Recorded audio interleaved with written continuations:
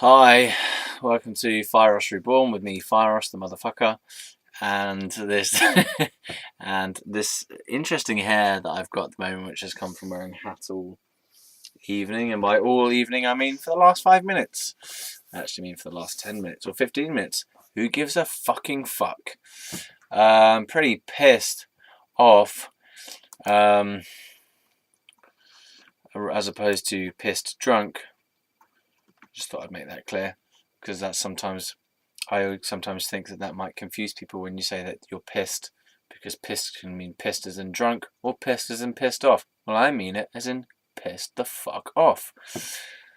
It's strange though. It's a strange kind of anger because it's not like a rah rah rah kind of anger. It's a sort of more feels quite purposeful. It's like kind of anger that can create a new life rather than an anger that can fuck my life over, which is the kind of anger I'm used to, which is where I go and say stupid shit to people on nights out after getting really drunk and doing this to people. And then I go, hey, how's your mum? I bet she's a fucking cunt. And then I get beaten up and punched in the face and hit and kicked over and blah blah blah. Yeah. I don't know why I'm suddenly so angry this evening either. It's kind of weird. Like, yeah, it's bizarre. It's not a normal. I don't know. I don't know where this has suddenly come from. I mean, normally I get angry kind of here and there, but it's normally about sort of stupid things, like stupid things going wrong, like I drop something or I crash into something, um, or someone in my environment has got a negative energy field and it just comes into me a little bit, and I feel whatever they're carrying, and that's so it's not even really my anger most of the time. Um, or loud noises irritate me. Like car door slamming. I've said this millions of times. Trains. I live opposite the train track. That annoys me. In fact, whenever my window is open, I'm more annoyed, and it's annoying because I only get about 5 minutes worth or less, maybe 2-3 minutes worth of getting fresh air in my room before I start getting irritated by the shitty noises outside. So I tend to just kind of open my window for a bit, and then as soon as I get annoyed with the sounds, I just go, right, fucking that's it, okay, I can't stand it. I just have to close it, but at least I've got some fresh air in.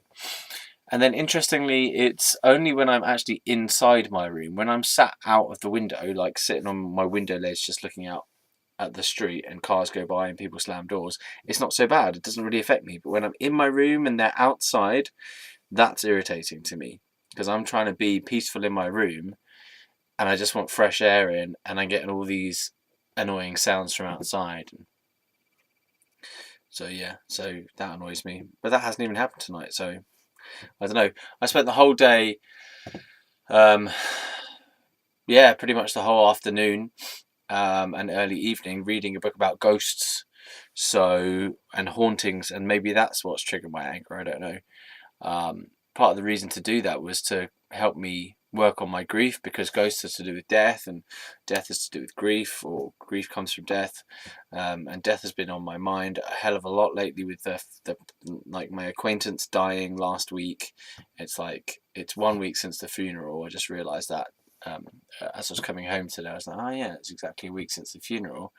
I feel like a lot of it has processed already, but there's other things coming out of it now. Like, he was a musician, major musician. He was multi-instrumentalist and composer and arranger and director of different musical stuff. So he would direct the steel pan bands that he was in. He was a teacher as well, and he could play all different kinds of instruments, right?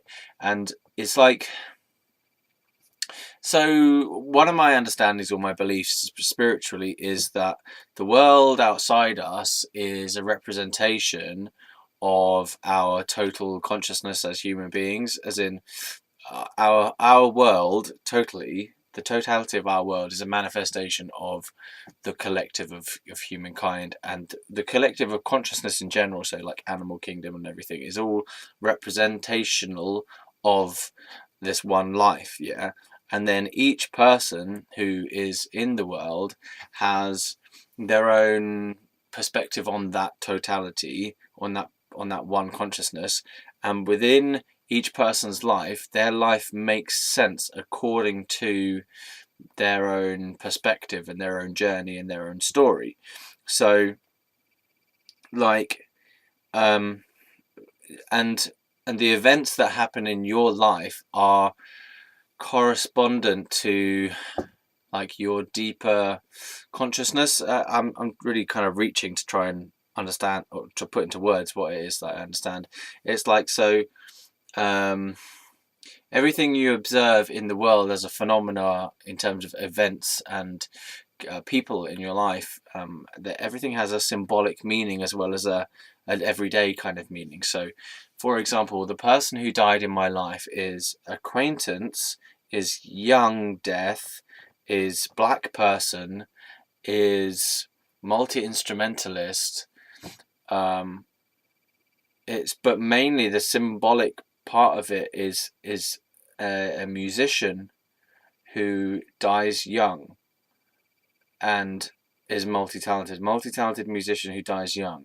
Multi-talented musician dies young. Right? Those are the main, most important features, I think. And if I was to see that as an aspect of myself, it's like I feel as though the multi-instrumentalist dream that I used to have when I was about 18 to the age of 25, I used to dream of being this super duper human musician person. I used to dream of being a Danny, basically. This person was called Danny, he died. I used to dream of being this person who could play.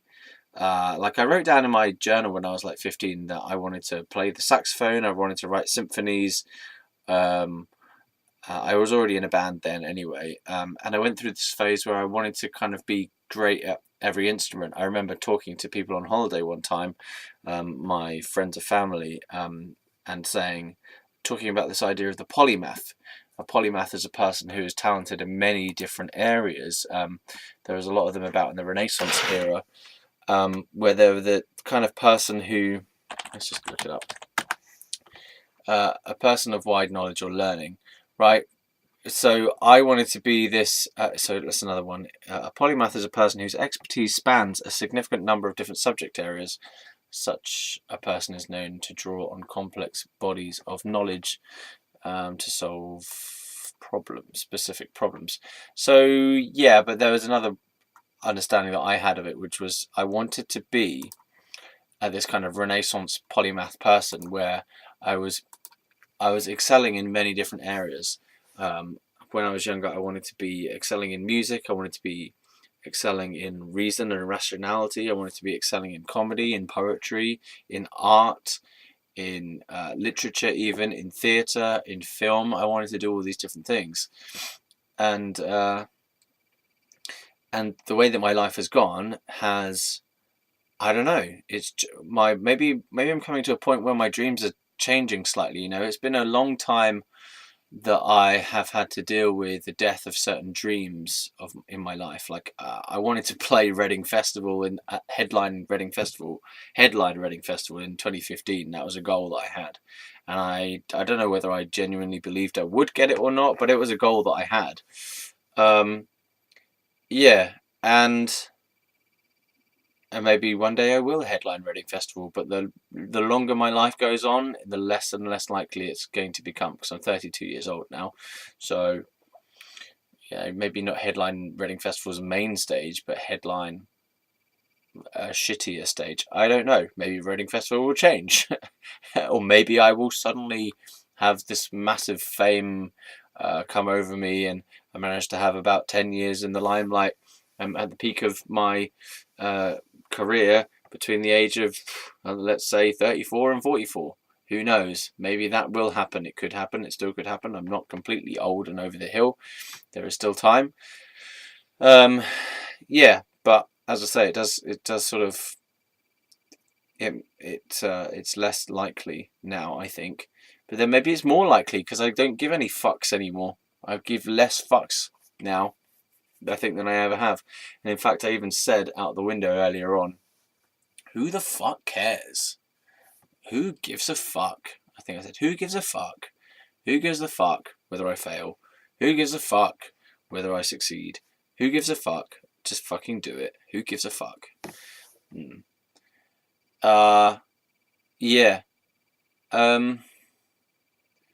I think the writing of this psych ward stuff and the listening to it back, my psych ward books, listening to those books, especially the final one, has really whacked me over the head in a way. And the fact that Danny died recently has also whacked me over the head. As I say, symbolically, it's like it feels like the death of that part of me that wanted it. In fact, he represents lots of different aspects of me, like the music teacher in me. I stopped teaching music ages ago. Because I hated it, and I don't know, I didn't want to be a teacher. The teaching was something I did because I felt like I couldn't be a successful musician. Yeah, the teaching was something I did as a way to earn money because I didn't feel like I could earn money from being a musician, so I decided to do teaching instead. But what that led me to feel was like I was wasting my talents teaching rather than using my talents in actually doing and creating and performing the things that I wanted to do with my actual musical talents. So every time I was having a lesson, I was thinking to myself, this isn't actually what I want to do, and I feel depressed, and I don't want to go to these lessons and try to motivate. This is something else. I was trying to motivate these children. There's a lot of children I was teaching, and also adults. I was trying to motivate these people to practice their instrument, the guitar, but sometimes drums as well. And I started teaching drums when I'm a terrible drummer. Honestly, I'm not very good at all. I can barely do the basics. And I had this teacher. I mean, I became a drum teacher with very crappy knowledge of the drums myself, and I was trying to teach this like girl who was only slightly younger than me how to play the drums, and because I could earn money from it, because I could teach some basics, and I was like, dude, she obviously could sense that I wasn't that good at the drums, and that was how stupid my money orientation was at that time. So I'd overvalued money, and I stopped having integrity, like my decisions. There was this one, another pupil I taught guitar, who was like 8 years old, and he lived in a mansion with his dad was a politician in Windsor, or dad was an MP or something. They lived in Windsor. His dad was an MP for somewhere, maybe Windsor, I don't know. And he had a £1 million mansion house, and his wife was, I don't know, they had like 7 nannies, and they had like 7 children and 7 nannies to look after the kids. I can't remember, or maybe it's 3 kids or 5 kids and 7 nannies on a rota, and there were like 3 nannies there at any given time, and his wife was there, and you never saw the dad. And I was teaching this like little bratty 8-year-old guitar in this giant mansion, in this weird toy room, and it's just all very strange, for one thing, that lifestyle. And then I decided to charge like maybe even, no, was it double my rate? Basically, it was more than my usual rate plus a little bit extra for travel, because I knew they were really wealthy. So, and that had come about because I'd taken that as advice from someone else, that because they're already wealthy, they will pay it, so you can just hike up the price. Which, maybe from their perspective, they don't actually care. But from my perspective, that doesn't have any integrity, because what it means is I'm treating this person differently than the next person just because they're wealthier. So it's like, how does that make sense? You can't just charge people because of their different income. That doesn't. I don't know. It's like my whole sense of integrity around my work was completely whack. Basically, I wasn't doing what I wanted to do. I wasn't even doing the thing that I was doing in the way that I wanted to do it. I felt deeply insecure about my own abilities as a teacher because I had no qualifications. I was just doing the completely wrong thing, being a guitar teacher. And now this music teacher recently has died, and it's almost like symbolically this part of me that was a music teacher has died. So, as I was saying, because of the whole world being a reflection of the psyche, I haven't my awareness is not to the point where I see everything in the world as an expression of my psyche, but occasionally I get little glimpses that stuff that happens in the outer world reflects something about how I feel or what I believe inside. For example, today I had some other signs that weren't related to that, which are to do with comedy. So I guess you could call this a signs and synchronicities video to some extent. Yeah, I had three signs to do with comedy. One was an actual sign on the train, like a poster.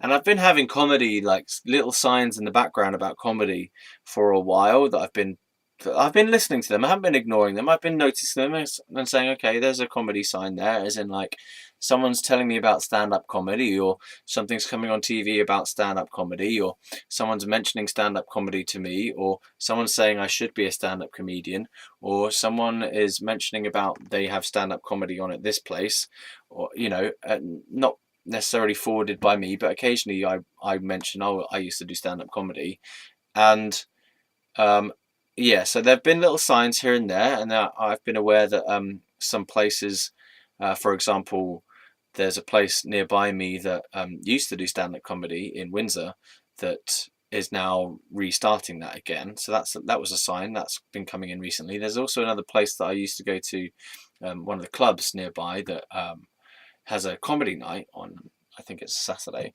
Yeah, so stand-up comedy stuff is there, and then there's a sign on the train today, a literal sign about a comedy festival in Southampton, which is strange because the train line that I was on only goes between Windsor and Waterloo, so it's I don't know, a bit odd for them to be advertising about a thing in Southampton, whatever.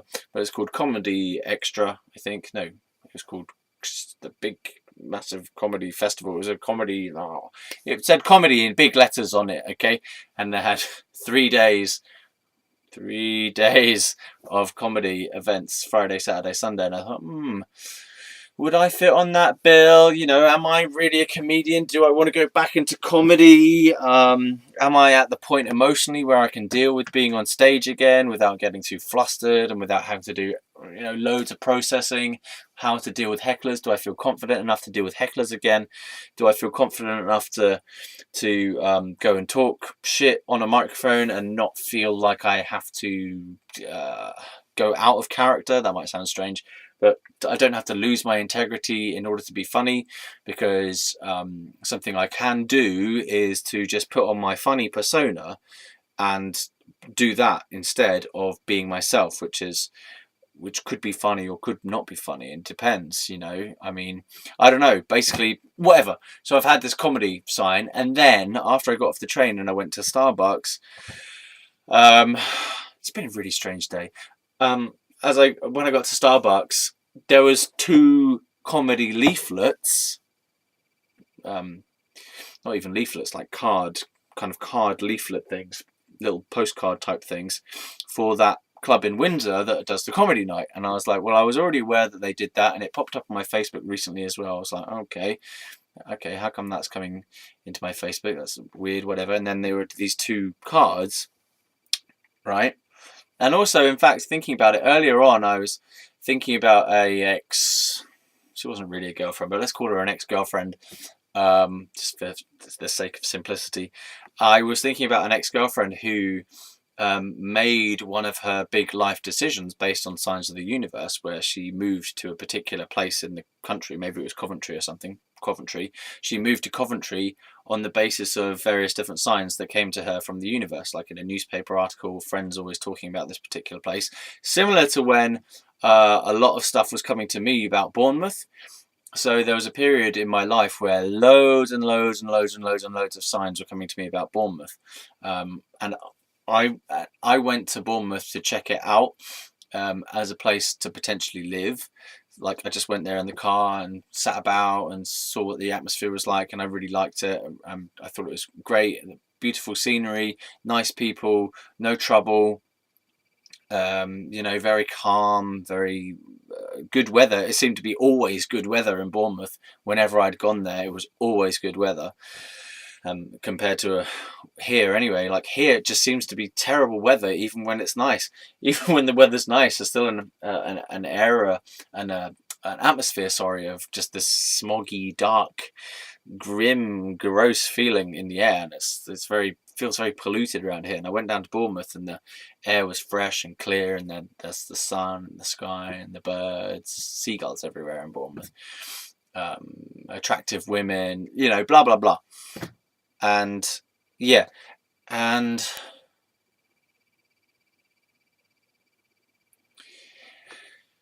I went to stay there as well for a while, and this was all based on, well, me checking it out, but then also I kept being reminded by other people. Like one of my close-ish friends at that time had actually gone to live in Bournemouth for 6 months and then had come back from there. And I just kept seeing the word everywhere. It would come on TV, it would be randomly on billboards, somehow.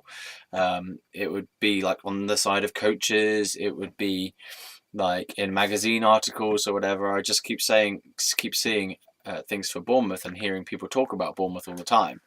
It would come on the radio and stuff like this, so there were signs always coming to me about that. And it's a bit annoying really, because that has not come to full fruition yet. Like I don't fully know what was the purpose of those signs, because other than the 6 weeks that I spent there myself over last summer, like nothing else has come of that since then, other than I've got one friend who has been a longer term friend who's come out of that. But other than her, like, I don't understand. What was it? Was that the only reason I went to Bournemouth, was to get this one friend out of that? I don't know. It's just bizarre, because I felt like the whole point of me to go to Bournemouth was to actually live there and make a career there and stuff. That was the initial idea, but it didn't work out. Yeah. And so that feels like maybe it was a false start or something, or maybe the time wasn't right. I don't know. Yeah, so signs, and I was thinking about this ex-girlfriend person who she made these decisions, or one particular decision, to go and live in Coventry. And when she lived in Coventry, she found this guy who she ended up, she's married to him and had a kid with him now. And when we heard through the email, she was reporting being very happy, and it's the best thing she's ever done. And she got a better job than she had when she was around here as well. So it's like, wow, everything changed because she followed this sign from the universe.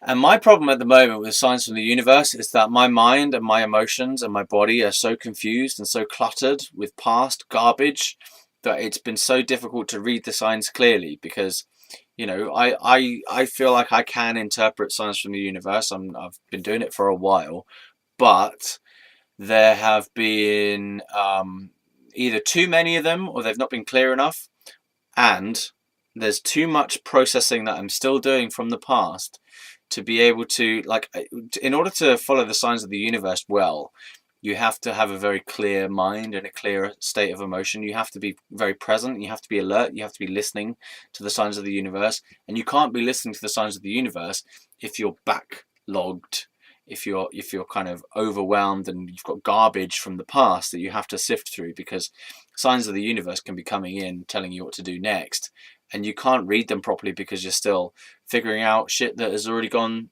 like, that you've gone through in the past. So you're not in a good place to be able to take action, even if it was to present itself. Like something else that came up a while ago, it was like last year or a couple of years ago, there was this Cafe Nero. There's a poster in Cafe Nero which I thought was probably a sign as well, which was something to do with a songwriting competition. Yeah, like a singer-songwriter songwriting competition where you submit your songs to somewhere, and you could win some pretty decent prizes, I think. Well, there might have been, it would have been worth doing, but at the time I saw it and I thought, it seems like a pretty clear sign from the universe, because this ties into exactly what it is that I do. And I looked at it and I was like, yeah, I can see that right there. That is a definite sign from the universe. These are things that in another time, perhaps like 5 years ago, that would have been perfect for me.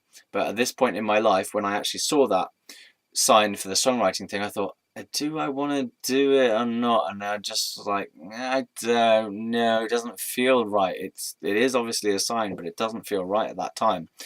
And in a way, I'm glad I didn't, because I wasn't ready for it. And I'm really conscious that um, the universe has been guiding me to not take various decisions for a long time. The universe has been sort of pushing me back. It's like the universe wants me to really center myself before I start doing anything big time out in the world. So in order to do that, what I've been guided to do by my own self, which is the same as the universe anyway, but it's like the inner part, my inner self has been just telling me to basically kind of regain my sense of self, regain my sense of inner presence, regain my sense of equilibrium inside after going through a lot of traumatic events, and I'm having a really difficult past before now. And my inner self has been calling me to do things like rest, take it easy, to release the drama from my life, to deal with the past and process the past, to like just have a very smooth, uneventful couple of years or few years, so that I can just rest my energies and just do kind of background stuff, rather than be trying to push outwards, because from the time of 2014 to 2016, let's say, those 2 years, I was very much trying to push out. I was trying to get my music seen and heard. I was trying to get gigs, but nothing was working. I was trying to sell my artwork, like, trying to promote and say, buy it, or just look at it and maybe buy it one day. I don't know. And nothing was happening at all there. My videos, similarly, I was like making loads and loads of videos and getting really downhearted and angry at my audience for not watching. And I was asking people to watch, and they weren't really watching. They'd watch a little bit, they didn't really care, and it was not working. Nothing was working. And I don't think I did anything with the writing at that point, but around that time, 2016, I started writing the Psych Ward books, at the end of 2016. And then I had this relationship that began in December, Christmas Eve, actually, which was again another sort of sign from the universe. And throughout the whole of this year, in fact, I've been having signs about Christmas trees, like weirdly Christmas tree signs. I mean, like, this little Christmas tree thing showed up in here that I've never seen before, and it was just like lying down there on the floor. And I was doing another video, and I was like, "What the hell is that?" And I'd never seen it before, and it was never used in the Christmas decorations either. It's like, what? How? And there's been these Christmas baubles over there all year as well.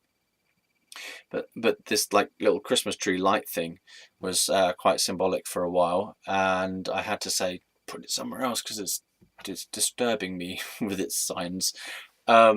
And also weird things like there's a house down my road that is actually growing Christmas trees in its front garden because they're really deep into their Christmas celebrations, and they're like actually started growing Christmas trees in their front garden in preparation for Christmas. Also, like when my friend was around the other week, we were playing computer games. We went outside, and he had a cigarette, and I had a little puff on a cigarette. And he was looking up at the big trees in my garden, the big tree in the back garden, and he was looking at the pines, and he was saying, "Oh, they're like a Christmas trees. Oh, look at the pines on it. It's like a Christmas trees." And I was like, and he said, "Christmas tree, yeah," as though I was like, another fucking sign from the universe. People keep mentioning Christmas trees. And then randomly as well, I was coming home from Windsor on my bike. And I bumped into a couple of people. One of the kids I used to teach guitar, and his mum, who I also had a date with, or a couple of dates with. We tried to do a bit of dating, and didn't go well at all. We just weren't a good match on the dating level. Yeah, and I bumped into them, and like something, there was a positive thing that came out of this, which was that the poor little kid, the kid had some attention deficit type of issues, because his mum was an alcoholic when she was pregnant with him, and so he was born kind of with some, I don't know, ADHD type symptoms, whatever. And so as a kid, up until the age of, I don't know, about 12 or 13, he was like very all over the place. Like, you know, he was a little bit violent. He was really scatty with his attention. He'd be, I don't know, he was a bit of a troubled child kind of thing.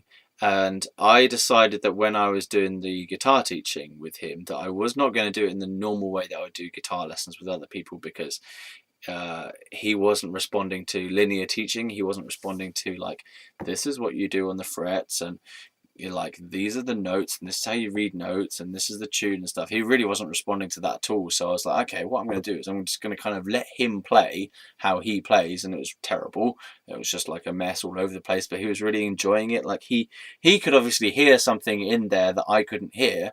He could hear something in the mess, or he could feel something in the mess that he was playing that made sense to him. And my approach was to kind of let him do that and try to just guide him to hear what he's playing, and to like find patterns or repeat the things that he had already played. So when he was going bang, bang, bang, bang, bang, I was like, okay, you know, when you did that bang, bang, bang, bang, can you do that bit again? So it was more of a kind of like, take what he's presenting and then try and guide that towards more order, like bring order out of that chaos, basically, because he was a very kind of chaotic person. And other things as well, like I noticed that he had an interest in the mechanics of the guitar. So like I decided that he kind of needed practical stuff to do, because he was like always being distracted all the time, and it's difficult for me to kind of do anything, as I say, do anything linear with him. But there was something broken in the like electrics of the guitar, and so I took the back off, and we were like fiddling with the wires and stuff and inside there, and I got the soldering iron out, and I taught him like how to, I think I taught him how to solder it, or I helped him, I just let him watch me solder it and stuff like this.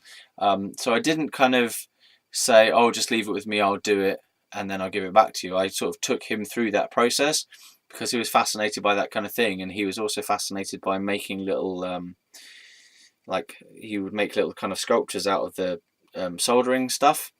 And he made like one that he said looked like the Eiffel Tower, and fine. And then there was a problem that he was having as well, which was that he was kind of, as I said, he was a little bit violent. Like he was always, the way he played was through hitting and like in an aggressive way. So he had this kind of aggression thing. And he'd got this like little penknife, right? And he was like, I don't know what he was doing, but he was like stabbing things with it. He didn't stab children or people, but he wasn't, yeah, it wasn't great. It didn't seem very good where his ideas were going with the knife, basically. And I was like, okay, well, what you could do with that is like get a piece of wood, and I want you to carve a little mushroom out of it, like a little sort of mushroom toadstool type of thing. And he actually did it, which I didn't. I only found out that he actually did that like a few weeks ago. And it's slightly moving, actually, this story, because that didn't stop there. He started sculpting and carving and building things out of wood because of that thing. And I asked him, oh, what else have you built? And he said, oh, I built a sofa out of pallets. I'm like, what, really? And then, what else? He's like, a Christmas tree out of pallets. I'm like, what? Christmas tree? And I went like this again. Christmas tree, right? Like as though I was talking to the universe. I see you, Christmas tree. Christmas tree, yeah, Christmas tree. I must have looked like a mad person, because these people, when they say it's like a Christmas tree, and I go, Christmas tree, yeah, Christmas tree. Christmas tree.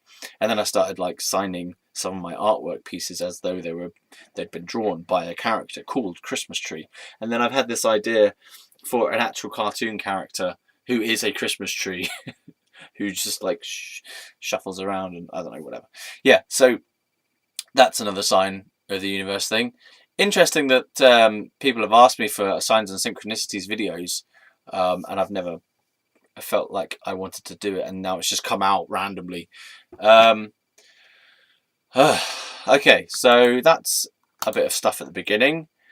I am aware that Fieros' story time is actually supposed and intended to be about my psych ward stuff.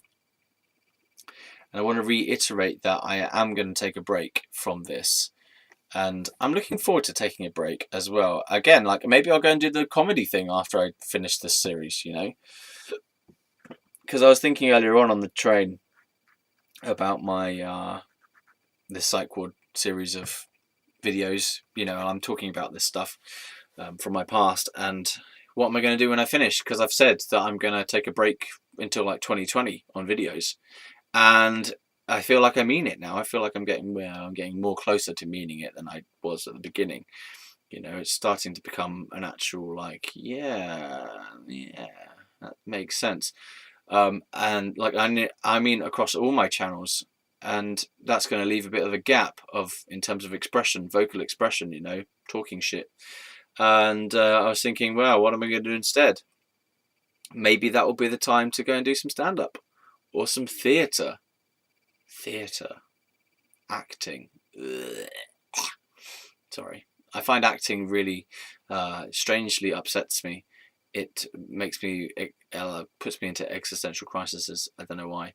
I find acting very, very difficult. As in, I'm good at it. I'm a good actor. I was going to say I'm a great actor. I'm a great actor. I am a great actor. I'm an amazing actor.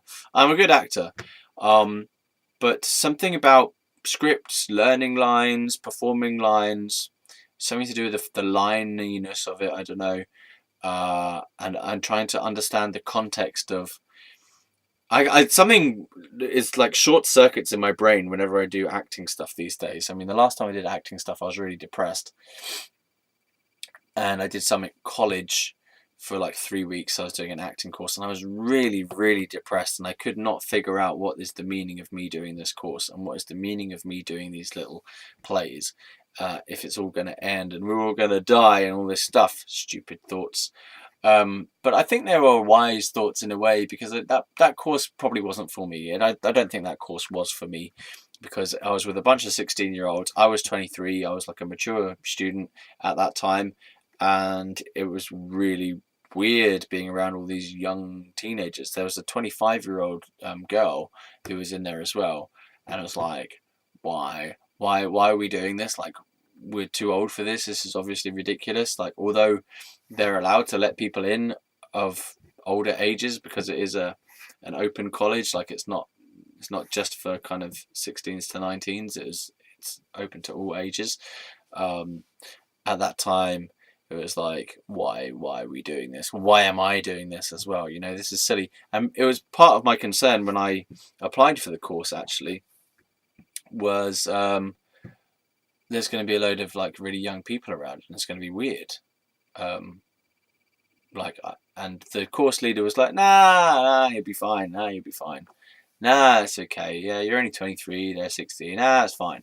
16, 17, 18. Nah, it's fine. 19. Fine. Nah, it'll be fine. And then you get there and like, yeah, but they really, really are 16. You know, they're just really childish.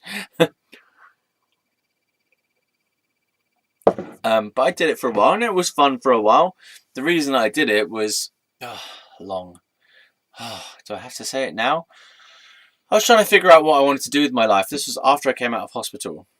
Have we got to hospital in the story yet? I don't think we have. I'm going all around the fucking houses with this story today. Jeez. Okay, I've hit a wall now. Let's go back. Let's go back to the beginning. If in doubt, go back to the beginning. Go through it until we reach a sense of. I'm liking the fact that I'm doing this repeating of the story, because each time I do it, things seem to slot into place, both in the chronology and also in the emotionality. So things are making more sense, and the way I'm talking now in this video actually somehow seems more centered than and more sensible. Like I feel like I'm making more sense in this video than in my other ones. I know it's weird. I've been reading about ghosts all day. I've been reading about ghosts all day. Oh man, I bought this book called Mammoth Book of oh fucking hell, I don't know what it was. Mammoth Book of Haunted True Hauntings. Mammoth Book of True Hauntings, right? I bought that in Waterstones today, and I've been reading through it. I got about 100 pages through it because I am a legend of quick reading. I think that's pretty quick anyway. Yeah, I got 100 pages through it in an afternoon. Wicked. It's a fat book though. It's like 400 and a bit, 400, 500 pages, something like that. Yeah, and I've just been reading. I read the whole first part, which is all about newspaper clippings. There's just loads and loads of newspaper, brief newspaper articles about hauntings. And oh my god, it's ridiculous. The stupid things that they come up with. Like apparently the cupboards are flying open and kettles are launching themselves across the room and people are being kicked 15 meters down the hallway by ghosts. And what else happens? Oh god, yeah, all kinds of extreme poltergeisty kind of activity. And also you can tell after a while reading them that it's all very obvious that newspapers like a good story. So it's laughable. After, like towards the end of it, I'm just thinking this is ridiculous. The stupid things that newspapers will put in just to sell editions, just to sell copies, you know, just to sell papers. The things that they'll write in there, obviously because it attracts attention, whether or not it's true, it's ridiculous. Like, so far, with regard to ghosts, nothing in the first part of that book has given me any reason to believe that anything that's written there actually happened at all. Yeah, but I'm hoping, you know, I'm actually reading it. I'm not reading it to try and disprove the theory of ghosts. I kind of believe in ghosts, but I don't believe them to be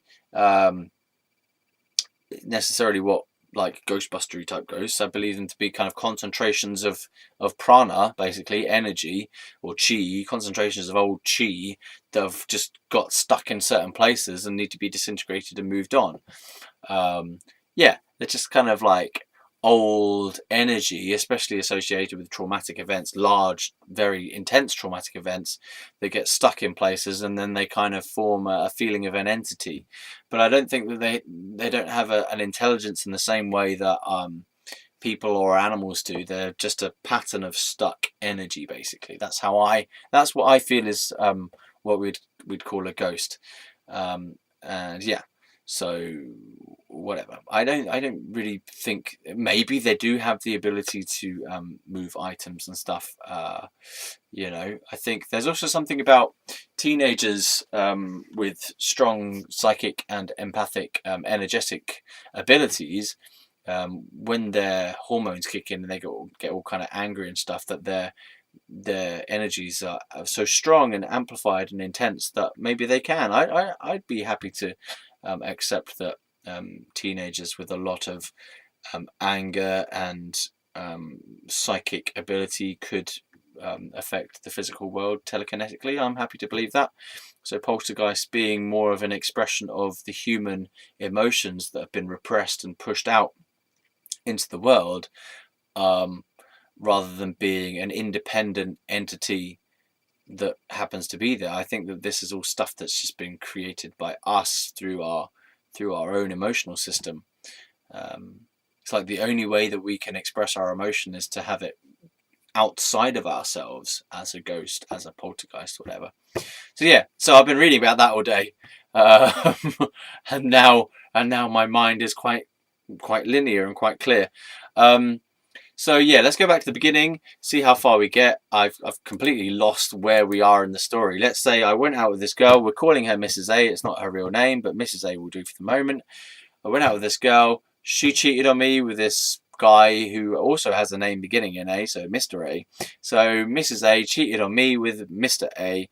I found out. I confronted her about it. She admitted to having slept with him, and I went like this inside for a while and had sex with her a few more times in her university halls because it just happened that way. And then I left her university halls in the morning, and although we did see each other again, we never had sex again, we never kissed again, and we never were a couple again. So that was the end of that relationship. Around that same time, the founding member of my first band, called Silent Dawn, left the band. She was the other songwriter and guitarist and singer in the band, and she just felt like the direction that the band was going in was not the direction that she wanted to go in with her music, so she was going elsewhere, and I believe that she was already in another band secretly, and yeah, she just wanted to do other stuff, so she left. And so at that time I'd had two major women in my life reject me or leave me or walk out on me or whatever. So there was a feeling of loss of two really important people in my life at that time. So, you know, although I was still in contact with both of those people, and still friends-ish with them, yeah, I was friends with them. It was a big deal for me at that time because, you know, it was my girlfriend and also my band, and these are two really big things for me. And both of those things had had a big change, as in relationships broken up. Band is not the same as it used to be. You know, Silent Dawn was a 4-piece band, and the core of it was based with me and the female singer guitarist, because she and I had known each other since primary school, since year 4. I asked her to marry me. She said yes. We had a pact throughout the rest of our friendship to, if we got to the age of 30 and we still weren't married, that we would marry each other, which never came to pass because I'm 32. Am I married to her? No. Am I married to anyone else? No. I'm not married to anyone else. She didn't make good on the pact, man. That was a pact. She broke it. So anyway, yeah, but obviously I got over it. She's a lesbian now, by the way. That was weird. That was weird, but not really weird when you look back at it. Who cares? Right. So she and I formed the band. We wrote songs together. We used to do things like I'd write a bit of lyrics and she'd write some music. But usually it was more the other way around, in that she would have a song pretty much complete, but with some parts missing. So it would usually be her songs would be quite basic, so there might be just a verse and a chorus, or it might even just be, musically speaking, it might just be the same 2 chords or 4 chords through the whole thing with no variation, which was, from my perspective as a musician who was interested in variation and interest, and, you know, different things, rather than just a very basic structure. More complex structures, not massively complex. It was more like a verse, chorus, bridge, chorus, or verse, pre-chorus, chorus, verse, pre-chorus, chorus, bridge, chorus, or bridge, pre-chorus, chorus, or even just simply verse, chorus, instrumental verse, chorus, something like that. You know, more of a structured thing, or even start with the chorus, whatever. Yeah, I had probably a better grasp, musically speaking, of different song structures, and her musical song structure ability was quite limited. Like, it seemed to just be 1 or 2 chords or a few chords, and there wouldn't be much change tonally either. So, for example, she had one song where the chords in the verse were like three. What is wrong with my fingers today? 3 chords in the chorus in the same, like the same triad of chords, and then the chorus. 3 chords in the verse, round and round, and then the chorus was just an ever so slightly different variation, like she changed the order of them or something, for the chorus, which really is boring. It's boring. It didn't really go anywhere. It didn't have a climax and it didn't have variation. So it's just a bit dull. It kind of was worse than Oasis. So we were young, whatever. So I came in and used some of my knowledge um, to add some extra parts, like to add a bridge or add a different or add a pre-chorus or take it somewhere else before it goes to the chorus. You know, add an extra chord in here or there to give it some added tension. Yeah, in and dynamism.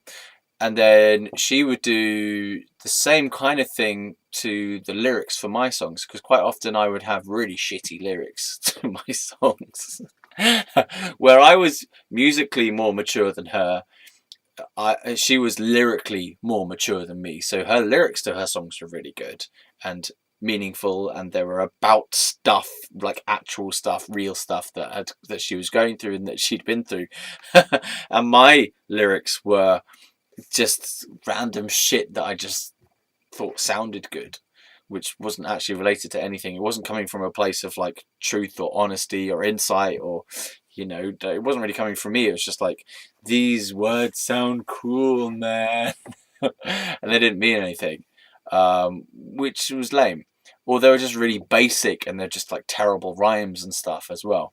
So she would come into my lyric writing process and she would kind of go, seems a bit cliche, or we can give me the thing. So I'd often just say, can you make it better? Make it better. You know, here's my thing. Just write some stuff, because you know you just get your pad, and she would just get a pad and she'd just write stuff, and I'd be like, yeah, great, that's it, love it, let's have that. And I'd be like writing, getting the dictionary out and writing words from the dictionary, and trying to write a song that way, and it wasn't going well. And often I'd be writing music. I was very kind of riff oriented, riffs, chords, melody and stuff, solos and stuff. I was great at doing that. And I'd go like, yeah, got this stuff, like full song basically of verse, pre-chorus, chorus, verse, pre-chorus, chorus, bridge, chorus, or verse, chorus, bridge, chorus, maybe with a verse at the end. Yeah, and I'd have this whole song musically. There you go. And I'd say, right, can you write lyrics for it? And then she would, and it would be wicked. And that really worked really, really well. And so we'd been doing that for a while. I mean, I knew her, as I said, since primary school, and we had this kind of on again, off again, liking each other, hating each other kind of relationship. And through secondary school, again, liking each other on and off. I was always jealous of her with other people, and occasionally she was jealous of me with other people actually as well. They never went anywhere, but we were good friends, and we occasionally fancied each other, that sort of thing. But then she encouraged me to get into guitar when I was thinking of learning it, because my friend, a few of my male friends, were learning guitar, and I wanted to do it as well.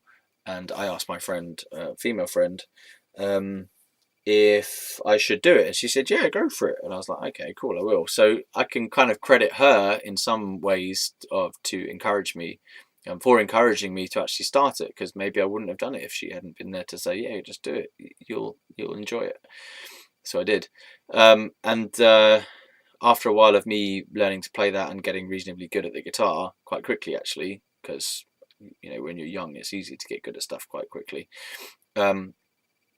We started writing songs together, and then later we got a drummer, and then we got a bassist, and then they changed the drummer, and we had a 4-piece band for a while that was fairly stable, and then the bassist dropped out for a little while, and I don't know whether we just didn't have him. I don't know how we did the bass actually for a while. Do we just not have him? I don't know. Maybe she played bass. I can't remember. I don't know whether we needed bass. We just couldn't be bothered with him or something. I don't know. And then he came back, and he was a bit unstable as a member. As in, he would be in and out of the band as he felt like it. Wasn't very committed to the band. But he was a great guy on the level of showmanship, band jokes, fun. He was a good guy on that level, but terrible commitment levels. Everyone else was good with regard to commitment. So so what I'm trying to say basically is that she was a very important person to me because she was a long-term friend and a long-term band member. Yeah, and then she was like saying, I want to go somewhere else and do this other band thing, or just do different music because my music is going in a different direction to yours. And she wasn't like, we knew that she wasn't entirely happy with what we were doing. Like, she kept expressing discontent with the direction that the music was going. And we tried to cater for that by doing songs that were more along the lines of what she wanted to do. But nothing could seem to meet what she was looking for. Basically, what was going on was she wanted to go in a more kind of screamo emo direction with the music, and I wasn't really happy with screaming stuff in our music. It just didn't make any sense. And I don't know, just I'd never got into emo at that point, or metal or anything like that. I was all along the lines of grunge, hard rock, pop rock, that kind of thing, alternative a little bit. So it was more that grungy, hard rocky, pop rock, punk rock, rock and roll. Did I say punk rock? Punk, pop punk, stuff like that. And I'd never gone into screamo or metal. I just haven't. I've never got into that genre, and I still haven't really got into that genre. I mean, I dip in and out because a few of my friends are interested in it, but I don't. I listen to the stuff that they send me every now and again, like, and a few metal songs I really like, and I appreciate it, but it's just not something that I am passionate about, I suppose, I appreciate it musically, and I really like some of the stuff, but I can't say that's my favourite genre. It's just not my favourite genre. I really like a kind of Foo Fighters-y style of hard rock, I think is probably best to say. It's kind of like a grunge, hard rock grunge type of thing with some fast punky elements. That's what I like to play live anyway. Kind of a mixture between all my early influences. I wouldn't say I put the Chili Peppers in there anymore. Well, I like listening to them, but I don't really like playing their style. A mixture of the Foo Fighters, bit of Nirvana, Incubus, and Silverchair. Those are my 4 main rock influences. Anyway, yeah. Anything else? Alanis Morissette to do with the way she writes her lyrics. Incubus, the way they write their riffs, or they used to write their riffs anyway. Foo Fighters for something about the energy behind it, in like the ethos, the background ethos, not necessarily the way they write their riffs and stuff, but the energy they bring to it. And Silverchair for the elements of complexity in terms of structure, timing, texture. There's a lot of texture in Silverchair stuff. Yeah, so there you go. Okay, there's my musical influences, pretty much. Yeah, well, they're my old ones anyway. I don't know. Do I even have any new musical influences? Not really. Maybe I do, but I'm just not aware of them right now. Royal Blood, meh. Royal Blood. I just want it to have a guitar in it. I know. Oh, it's because it's cool because it's just the bass and drums and singing. Yeah, but where's the fucking guitar? That's what I just want to stick a fucking guitar in there. Like, I don't care if it sounds heavy with a bass and they've made a bass sound like a guitar. Just get an actual guitar. Get an actual guitar in there. Like, fuck. Get a guitar in. Yeah, but it's cool because it's just bass and guitar, and the bass is doing the guitar stuff. And no, just get a guitar in there and a ukulele. No, yeah, no, I like the way that they write songs sometimes, but mostly I think it's gimmicky. I can't be arsed with it. It's like when the White Stripes are about. They're the shittest band, aren't they? Just so shit. they're so shit, and everyone thinks they're cool because they're terrible. The musicianship is terrible on the part of the drummer. The singing's awful. The guitarist, okay, he come up with some interesting stuff, but mainly it's whiny, drony, terrible, terrible indie rock stuff. It's awful. It's just rubbish. It's actually rubbish. I can't believe how rubbish some of it is.